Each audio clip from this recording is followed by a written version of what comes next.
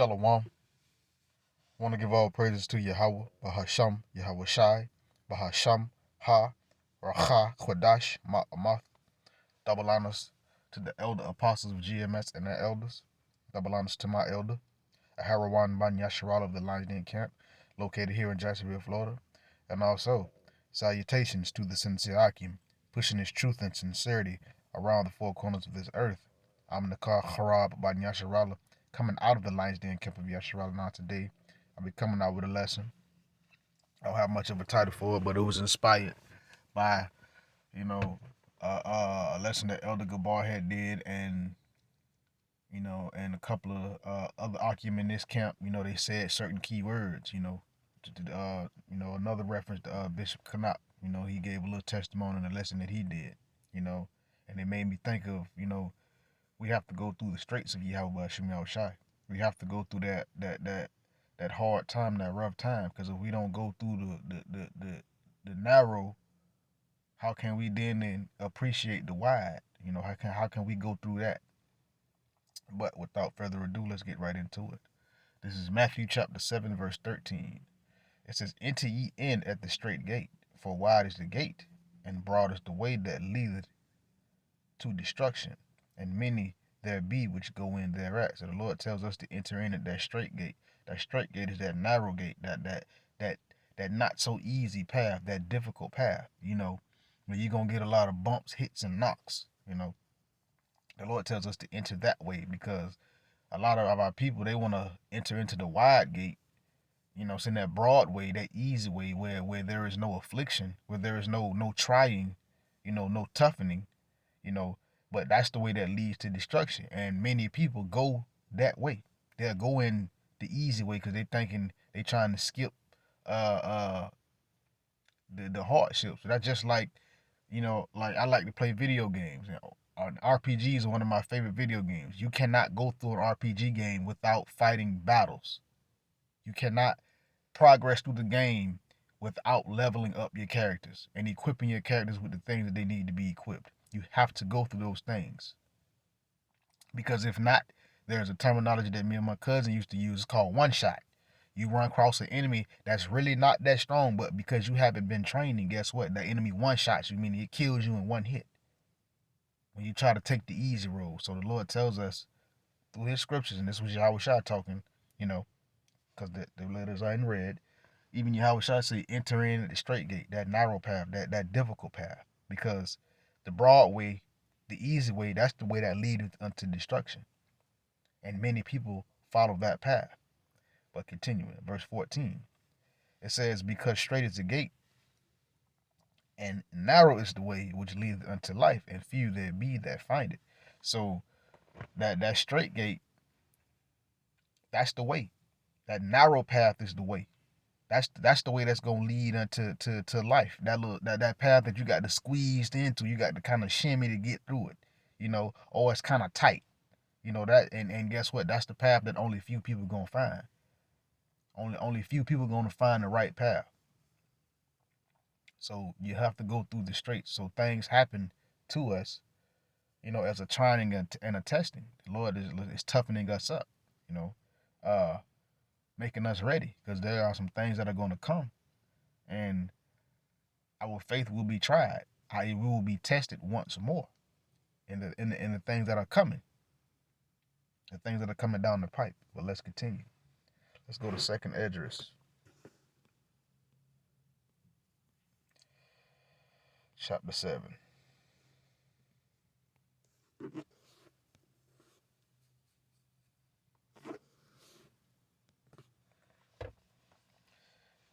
Let's see. There we go. Wait. Let's see. I'm gonna go up, and I'm gonna just go from 1 to 9, just to complete the thought. It says, this is Second Esdras chapter 7, verse 1. It says, "And when I had made an end of speaking these words, there was sent unto me an angel, which had been sent unto me the nights before.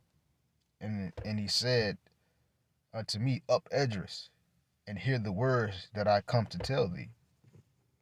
So if I'm not mistaken, it was a war Ya'ala that was speaking to Esdras, Uriel. But let's continue. And it says, verse 3, and it says, and I said, speak on, my God. Then said he unto me, the sea is set in a wide place, that it might be deep and great. But put the case, Slakia, the entrance were narrow and like a river. So a sea is like, it's very wide, it's very great. That it was like, just imagine putting a narrow entrance in that river, small like a river. It says, who then could go into the sea to look upon it and to rule it if he have not went through the narrow? How could he come into the broad? So basically, again, it is basically saying, how then can you appreciate the wide things and or go into the wide or the easy things if you have not went through the hardships, if you have not gone through the narrow path, that path of bumps and knocks? How then will you be able to appreciate the broad? How then will you be able to appreciate the good or appreciate the reward if you have not gone through what it takes to get that reward, which is going through the straight gates? Continuing, and it says, verse 6, there is also another thing. A city is builded and set upon a broad field, and is full of all good things, the kingdom. The entrance thereof is narrow, and set in a dangerous place to fall, like as if there were a fire on the right hand and a deep water on the left. So the kingdom, that's that city that is builded, that is set upon a broad field, and it is full of good things. Us having laws in our inward parts, our bodies being changed, us knowing what Yahweh Shai knows, spiritual power, spiritual body, being able to move between different planes of existence and various other things. But the entrance of it is set in a narrow place. It's set in a dangerous place to fall. A fire on the right and a deep water on the left. So it's set between conflict, or not conflict, well, I would say difficulty. That narrow entrance is set between difficulty so that you will stay on the right path. But you have to go through that path so that you can get to that city that's set on the broad hill. You have to go through that narrow river so that you can get to the wide. Because you got to go through the straits of Yahweh Shemel Shai. Plainly stated, he gonna test us. We have to be tested. It ain't comfortable, but we have to be tested. But that's how the interest of the great and good things that the Lord has promised us. But we have to go through that narrow entrance. We have to go through the straight gate. We have to go through the trip ups and the fall downs and the running in and stuff. We have to go to that because that helps us, And of course, it's not comfortable, but it's needed. It is necessary because it's like forging a sword. It's a whole process with forging a sword. It requires fire to be able to make the metal malleable. It requires know-how. You got to learn how to do certain things. You got to quench it. You have to temper it. You have to do a lot of things for that blade to be of use and ready and meet to be swung should it need to be taken into battle. And that's the same thing that applies to us, But let's continue. Verse 8, and it says, and only one path between them both, even between the fire and water, so small that there could be one man. Let me read that again. It says, and one only path between them both, even between the fire and the water, so small that there could but one man go there at once. So that path is narrow between that fire and that water. And it's so small that only one man can go in at a time. So you got to work out your own salvation with fear and trembling. You gotta walk according to how Yahweh Shai wants you to walk. But you have to understand that we're gonna have to go through them straits. And one man can go there at once, meaning one at a time. Only few gonna find the entrance of Yahweh Shai. Everybody else gonna run to the broad way, that nice, pristine way with the sun and rainbows and ponies floating around and milkshakes and orange sherbet. and stuff like that. But the real path to Yahweh Shem Shai is filled with hardship. You know, it's filled with pitfalls and things like that. But the Lord ain't unrighteous to where, guess what? He ain't so unrighteous to where he'll let those things happen to you and don't give you a way to avoid these things and or withstand, because it is there to teach you. It is there to show you to pay attention. But we are on a path of testing. We chose this path. We were chosen for this path, Salakia. You know, so we must understand that it is what it is. You know, we must go through the straits. We got to. You can't not go through the straits, because we really won't be meat for Yahweh Shem Shai. But again, verse 8, and only one path between them both, even between the fire and the water, so small that there could be that there could, Salakia, but one man go there at once. Verse 9, and it says, if this city now were given unto a man for an inheritance, if he never shall pass through the danger set before it, how shall he receive his inheritance? So yeah, so if you ain't gonna go through the straits, how you gonna receive the inheritance? How you gonna get your reward if you don't put in the hard work? You know, if you don't go through the straits. And the Lord tests every brother at his level in which he can which he can take. And every test is an increase to the next level. Just like that RPG. It's like a random battle. That's a function of RPG games. Random battles. Meaning you running around on the map, you're doing whatever, but next thing you know, you in a battle. And you gotta fight that battle. But every time you fight those battles and you win, guess what? You level up. You gain. And that's the same thing that applies to us. So this city has been given into an inheritance unto us, but we can't receive the reward if we don't go through the process of receiving the reward. I'm gonna just read verse 10. It says, and I said, it is so, Lord. Then said he unto me, even so also is Israel's portion. So this is our portion. But let's continue. Let's go to Sirach 15.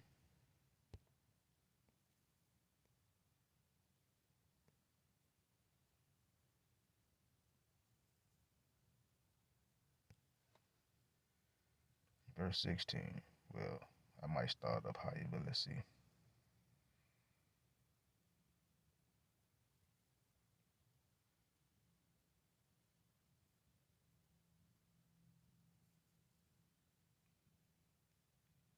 Verse 14. It says, he himself made man from the beginning and left him in the hand of his counsel. The Lord Yahweh Shai, he made man. Yahweh Bashim Shai, they made man and left them what in the hands of his counsel, the faculties.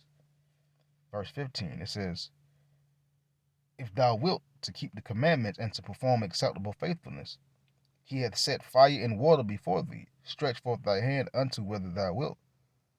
Before man is life and death, and whether him liketh shall be given unto him. It's like you're giving him. So the Lord has set, we must perform the commandments, because that is acceptable faithfulness unto Yahweh Bashim Shai. But the Lord has set fire and water before us. He tells us to stretch our hand to whither we will. We'll say that we'll say the fire is affliction. We'll say the water is the easy way. The Lord says, stretch forth your hand to whether you will. Or you can look at the fire as judgment and the water as a benefit. But the Lord has put these things before us, and we must stretch forth our hands to whether we will stretch them. You know, so it's better to stretch forth your hand towards the truth of Yahweh Bashim Shai, which is going to come with affliction, i.e., that's fire. The Lord, because the Lord's proverbial fire, because He's purging us of the things that are not seemly for Him. He wants those things out of us, so we have to go through certain things for us to be made a vessel for the better. But the Lord has set these things. Stretch forth your hand to whether you will. Stretch your hand. You, like I say, there's many ways you can look at it. The fire can be affliction in Yahweh Bashim Shai, or it can be judgment. The water can be the truth of Yahweh Bashim Shai, or that can be judgment. The Lord says, stretch forth your hand to wither the one you choose. You can choose the fires of affliction of Yahweh Shem Yahushai and be made better, or you can choose the water, the nice waters of Minnetonka, that hot spring waters of the world, and drown and die, or vice versa. Before man is life and death. So the Lord is going to give unto a man whatever he like. So if you like life, if you like going according to Yahweh Shem Yahushai, which is life, the Lord is going to give you life. If you like death, you're going according to the things of this world, well, the Lord is going to give you death. Just look at 2/3 of our people. Just look at Julius Boozler, the one that did all that tomfoolery in that lesson. I mean, in that video he did with eating the abominable foods and trying to use the scripture to justify his abominable behavior. Well, he likes death, so he's going to get that death. Last point. Let's go to Sirach chapter 2.